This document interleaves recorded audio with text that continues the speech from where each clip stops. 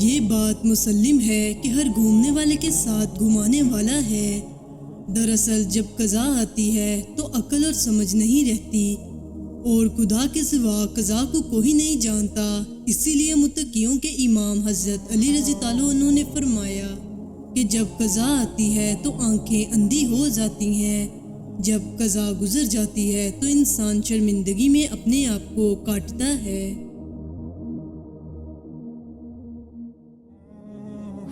ہائے افسوس دیدار کا خیال ہے، لیکن اس کے لیے اپنے وجود سے جدا ہونا ہے۔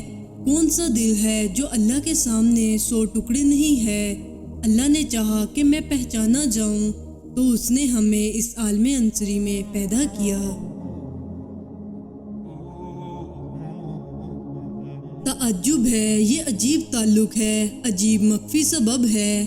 دل کو شاید مہر سلمانی مل گئی ہے، جس نے پانچوں حواس کی مہر اپنے ہاتھ میں تھامی ہوئی ہے۔ باہر کے پانچوں حواس اس کے تبع ہیں۔ 10 حواس ہیں، 5 ظاہری جسے دیکھنا، سننا، ذائقہ، چھونا اور سونگھنا، اور 5 باطنی جسے حصے مشترک، خیال، وہم، حافظہ، متصرفہ۔ تمہارے پاس دل کی صورت مہر سلمانی ہے تو تجھے اپنے حواس پر حکمرانی کرنی چاہیے اور قوت نفسانیہ اور روحانیہ کو اپنی گرفت میں رکھنا چاہیے۔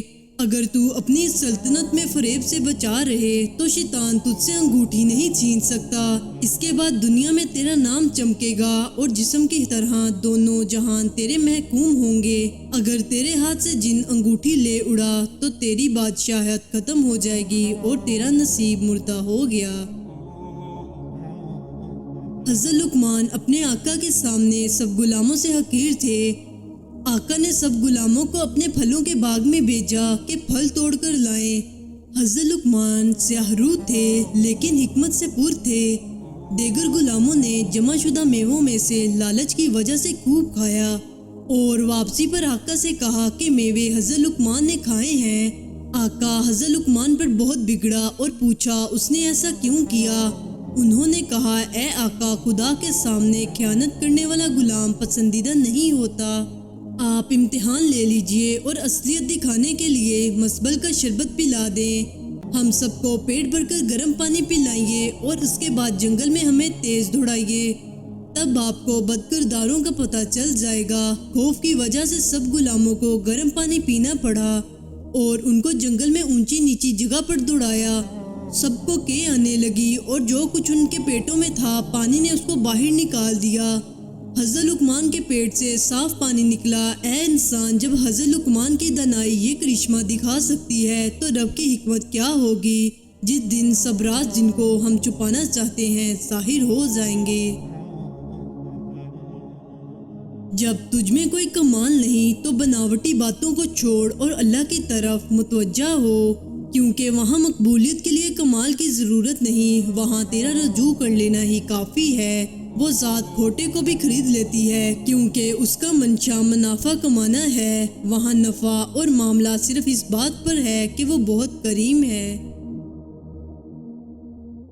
ایک عاشق حق تعالیٰ سے اس طرح کلام کرتا ہے جس طرح کوئی اپنے محبوب سے کرتا ہے۔ ہر شخص کو اس کی توفیق کے مطابق استعداد حاصل ہوتی ہے، بس عشق کی آگ جلاؤ، کیونکہ عشق کا دین اور مذہب صرف اللہ ہے۔ نیکی اور بدی کے تصور سے نکل کر آگے مقام تک آ جاؤ، میں تمہیں وہیں ملوں گا۔ تمہارے جسم ابھی ظاہری گناہوں سے پاک نہیں ہوئے اور تم اندرونی پاکیزگی کا دعویٰ کرتے ہو۔ تم مخلوق سے تو درست رویہ رکھتے نہیں اور خالق سے درست رویہ رکھنے کا دعویٰ کرتے ہو۔ پیچھے مڑ کے مت دیکھو، کوئی نہیں جانتا کہ دنیا کیسے شروع ہوئی۔ مستقبل کے بارے میں نہ ڈرو، کچھ بھی باقی رہنے والا نہیں۔ اگر تم ماضی اور مستقبل میں پھنسے رہو گے تو حال گزر جائے گا۔ شیطان ہر دم اس کوشش میں ہوتا ہے کہ کسی طرح انسان اللہ کے ذکر سے باز آ جائے۔ مشاہدہ تب ہی حاصل ہوگا جب غیر اللہ سے تعلق بالکل ختم کر لیا جائے۔ مجاہدے کا غرض مار اور اپنی محودی کا بت پاش کر دے۔ جب تک جسمانی اوصاف موجود ہیں تو اسرار کو نہیں سن سکے گا۔ मोहब्बत करने वाला कभी नहीं मरता, मोहब्बत में मरने वाला हमेशा जिंदा रहता है।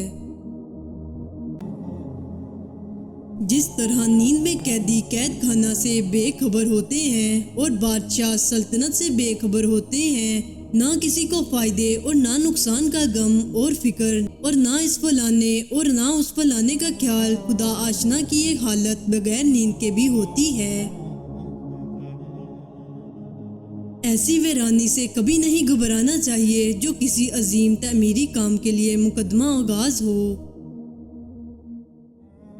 मंत्र पढ़ने वाला दुश्मन की तरह मंत्र पढ़ता है, लेकिन सांप उस पर मंत्र पढ़ता है। लेकिन मंत्र पढ़ने वाला अपने काम की हिर्स की वजह से सांप के मंत्र को महसूस नहीं करता। सांप कहता है कि तू मुझे अल्लाह के नाम पर फांसता है, लेकिन अल्लाह ही का नाम मुझे इंसाफ दिलाएगा।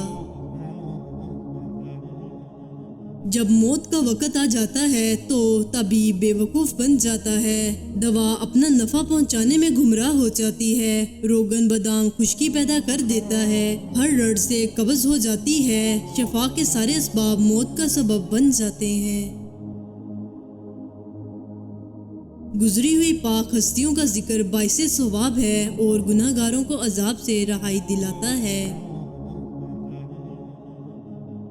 अक्ल अगरचे हर रास्ते के बारे में जानती है, लेकिन वो राहे इश्क के बारे में कुछ नहीं जानती। इश्क के मामला देखकर हैरान होती रहती है। कमाले यकीन से नमाज, रोज़ा, हज और जहाद, कुर्बानी और तोहफे और दिली चाहत, ये तमाम अमाल रज़ाई इलाही के लिए गवाह बन जाते हैं। लेकिन अगर इन अमाल के साथ ख्याले रोशन और मोहब्बत की कारफरमाई ना हो तो इनका हुलिया बिगड़ जाता है। महबूब बनना तो हर किसी के बस में नहीं, लेकिन आशिक बनना तो बहुत आसान है। अगर अल्लाह ने तुम्हें अपना महबूब बनाया तो तुम अल्लाह के आशिक बनकर जिंदगी का लुत्फ उठाओ, क्योंकि शदीद मोहब्बत का हकदार सिर्फ अल्लाह ताला है। पिछली शब मैंने सीखा रब ताला का आशिक कैसे बना जाए। इसी दुनिया में रहना और कहना कुछ भी मेरा नहीं।